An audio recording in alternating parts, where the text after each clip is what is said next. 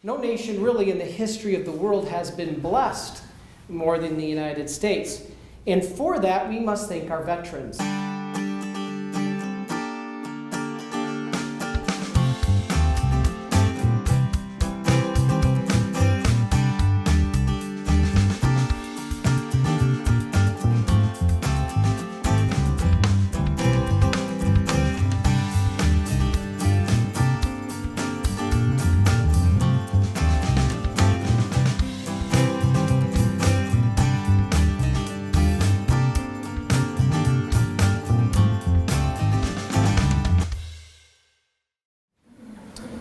Today we celebrate a great day. It's Veterans Day here in the United States, but it's also the feast of St. Martin of Tours, who is the patron saint of soldiers, who himself was a soldier and at 18 years old converted to become a Christian.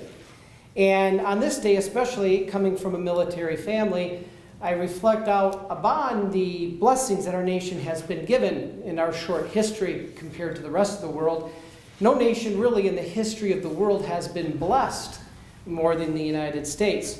And for that, we must thank our veterans. We wouldn't be here, I think, in any of the same way that we are without those veterans who so beautifully gave their life for another, right? Now, our birth of our nation itself started from the very beginning with, I think, you could say, divine intervention from the Lord. You all have seen the picture of Washington crossing the Delaware, right? But does anybody know where he was going? Very important. You see, the founding of our nation in the very beginning, Washington had gotten beat up pretty bad in several battles in the New York area, Long Island, Manhattan. He pretty much had been crushed. And the rebellion, the revolution, was pretty much at an end. And a significant number of the soldiers their enlistment was due, and they would have been able to fill out the rest of their time of duty and not re-enlist, fulfilled their obligation, done, end of the revolution. There was no way that the revolution could continue without getting them to continue to re-enlist and fight this battle. He needed a great victory. He crossed the Delaware on Christmas Day in 1776 on his way to Trenton.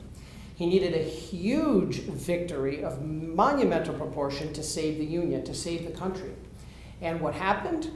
Well, he ended up coming crossed the Delaware, was on his way to battle the Hessians, and I believe divine intervention stepped in.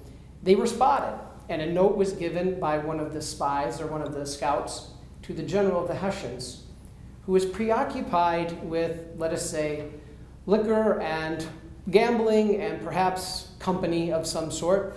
And he put the note into his pocket and never read it.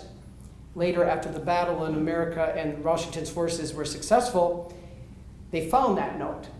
And that was the battle at Trenton that then led to the next week, the victory at Princeton, which began the history of our nation because it reinvigorated the troops through a military victory. Now, what kind of place does a military victory have in God's plans? Well, that's what we're going to talk about. Now, our country has many great examples of this. And men being so brave, men and women being so brave of giving up their lives for another. You could look at Jimmy Doolittle in World War II, when they had to launch their bombers 500 miles early for Tokyo when they were discovered. Every man, when Jimmy Doolittle walked out of that aircraft carrier and said, "We've been seen by a Japanese boat, we have to launch about 500 miles early," pretty much every man knew it was a suicide mission. Every man knew they were going to crash. They would not have the fuel to return to the ship. And he said, "You all have an opportunity to back out, all of you." And every man stepped forward and pretty much put their life on the line for the mission and the good of the country. Now, my family's no different. My father served in Vietnam. He served 14 months in Southeast Asia. My Uncle Frank lost his arm in World War II, 3 days before the end of the war at Remagen. Crossed over the Remagen Bridge, went through his life with one arm. My other uncle was in Anzio fighting, and we were just in Anzio a couple weeks ago with Benny Flynn. And I didn't even know this. I didn't even know my Uncle Tom had fought at Anzio. So many of the men there buried were people he knew. And my nephew most recently was in a 96-hour firefight in Afghanistan defending a downed helicopter. So we know that. And when you look into the history of this, those are the bravest of the brave. These are men that formed our country, men and women that formed our country and defended it in a way that is admirable. Now, when they came home, there wasn't always the greatest reception, especially in Vietnam, right? Even in Afghanistan, there was a funeral from a soldier in Afghanistan that came home to the U.S. His body was flown home. And this is the misconception of some Christian groups. And they were having the funeral, and this Christian group showed up to protest. Big signs saying the soldier is going to hell. Great big signs saying the soldier is going to hell, and all soldiers serving in the U.S. military are going to hell. And part of them said it was because it's against God's commandment to kill. Others said it's because of the United States' warped policies, foreign policies. Therefore, any U.S. soldier is going to hell. Well, these people didn't get too far, because 250 bikers bearing American flags showed up. That was the end of their protest. But I think it brings an interesting question to mind. What is the church teaching on war? What does the church teach us is the situation when we're involved, and why do we honor our veterans? Well, you can turn to the Catechism.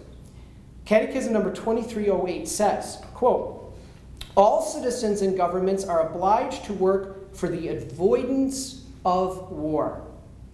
However, as long as the danger of war persists and there is no international authority with the necessary competence and power, governments cannot be denied the right of lawful self-defense once all peace efforts have failed." Interesting, 2310 in the Catechism says, "Public authorities in this case have the right and duty to impose on citizens the obligations necessary for national defense." We don't really learn this, do we? It's an admirable thing, only though when necessary. Those who are sworn to serve their country in the armed forces are servants of the security and freedom of nations. If they carry out their duty admirably and honorably, they truly contribute to the common good of the nation and the maintenance of peace. This is the Catechism. Beautiful, huh? So God is present even in war. Sadly, we should never want that or try at all costs. We need to avoid it. But sometimes we are forced. Look at in our history of our Catholic Church, Vienna, where Sobieski, right, from Poland, saved really the West as Islam was marching across Europe, and they said, "We will not stop till we reach the Vatican, and then we will conquer the Vatican." The last stop remaining between the Islam and the Vatican was Vienna. And they were stopped in their tracks by Jan Sobieski from Poland, which our founder was a chaplain of his army. That's amazing. What about Lepanto? What happened at Lepanto? Again, the free world was threatened, and all of them turned to Our Lady and prayed the rosary, and a miracle happened. Wind shifted, and the Ottoman Turks were defeated beyond astronomical proportion in terms of the numbers. It was a miracle. And so we should never ask to get to this point, but sometimes we must be forced into these, and this is what the men we honor today. In 2310 of the Catechism, public authorities should make also, though, equitable provision for those who, for reasons of conscience, refuse to bear arms. These are nonetheless obliged to serve the human community in some other way. So if there is a true conscientious objector, we are not to fault them. We are to support them, and they are to support the nation in other ways. Finally, 2312, the church and human reason both assert the permanent validity of the moral law during armed conflict. The mere fact that war has regrettably broken out does not mean that everything becomes licit between the warring parties. I find this very interesting, because even in forced times of war, the natural law and the moral law still apply.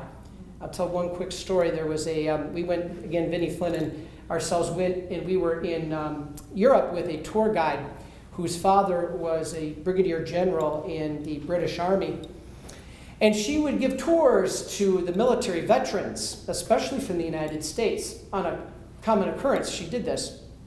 And she told me an amazing story at Normandy. She had a group of U.S. veterans that she took to the beaches of Normandy, and they were there present. These were guys who were at the battle. This was like 20 years ago, she said, and these guys were older, but they were there. These were the real veterans. And these men were kneeling down at the crosses of their fallen brothers when all of a sudden here comes an old, grizzly German man. And the German man saw these American veterans in their gear, in their hats, in their military uniforms, and he asked the guide permission to speak to them. And the guide said, well, let me ask one of the leaders of the veterans. And she brought the veteran leader over. And she said, this man, she translated because she spoke German. And he asked if he could speak to the group. And they talked amongst themselves, and they said, okay. I mean, yes. And so this German man spoke to this group of American soldiers at Normandy, and he said in German, which she translated, he said, in 1944, I was in that pillbox. And he pointed to the exact little pillbox, which is the gunning area. And I was commanded by my officer to shoot you brave men coming up the beach. He said, I never saw such bravery. He said, as the Americans came forward and as the beaches were swarmed, I couldn't shoot. He said, I would not shoot. He said, I could not shoot. Then my commander came up and held a gun to my head. And he said, if I don't shoot, I will be shot. And he said, I knew at that time I had a horrible decision to make. He said, I began shooting. And he said, several of your brothers fell. All the U.S. soldiers went up to him and hugged him. And as he said, I'm sorry, there was healing. There was forgiveness. And there was the moral law. There was a man who realized in his heart had done something wrong. Not because he wanted to, but because he was put into that position. What happened afterwards was healing. We see the greatest gift of our Lord in giving that forgiveness to that soldier, but most of all to those Americans. They were the victims, right? They were the ones that faced that terrible tragedy. But all involved in war were facing a horrible situation. But yet God brought a greater good out of even the worst evil. What did he bring? He brought healing. This man had lived with this, he said to those American soldiers, I lived with this for 40 years. This was 40 years later. It's like in the late 80s. And he said, I have lived with this every day of my life. Every day of my life. This coming from the German. And the American soldiers giving him that forgiveness, I think, allowed that healing for him to take place. How beautiful is that? Now, again, never condoning war, I think what we see there is God bringing a greater good. And so finally, I think what's so important is realizing in this message, St. Martin of Tours was a good example. He was a soldier that turned a Christian. But I finished with this. My father used to ask me, I remember, I think I told this a few days ago, a lot of guys get asked certain questions by their father on their day of ordination. But my father asked me on the day of ordination, he said, I always was taught by Sister Alice Marie that any soldier who dies in battle will automatically go to heaven. Is that true? That was my dad's question for me on my ordination day. And I thought about it and I said, it makes sense. Because no greater love hath a man than to lay down his life for another. And what has those soldiers did? What did they do? They laid down their life for another. This is what the soldiers did. And so I think you could say there is a great chance that these men did, and women, did experience that grace. Now, I finish with this. Thank you to Mark Fanders. This is my favorite painting of all time. And this is a painting of Gettysburg. And as you can see, the headline, or the foot says, Father William Corby offers general absolution to the Irish Brigade before the Battle of Gettysburg on July the 2nd, 1863. You see, this is a painting of a true story. This priest, which general absolution is one of the rarest things in the church because it's only to be given at time of emergency, maybe a plane going down or a ship sinking or before a battle. Almost half of these men were killed in battle. But I think you could be rest assured, after especially receiving general absolution, that they did go to heaven. So in answer to my dad's question, do soldiers go to heaven being killed on the battlefield? I think it is fair to say we trust them to the mercy of God, of course, but I think it is fair to say yes, in the sense that no greater love hath a man, because they laid down their life for another. And what does Jesus say in the gospel here today? What you do for the least of my brethren, you did it to me, or for me. So in one way, they laid down their life not only for their brothers, but for Christ. A situation we always try to avoid, but nonetheless, when obligated to defend, the bravery of these people are to be commended. And let us keep them in our prayers today for asking God for mercy on their souls and for eternal life.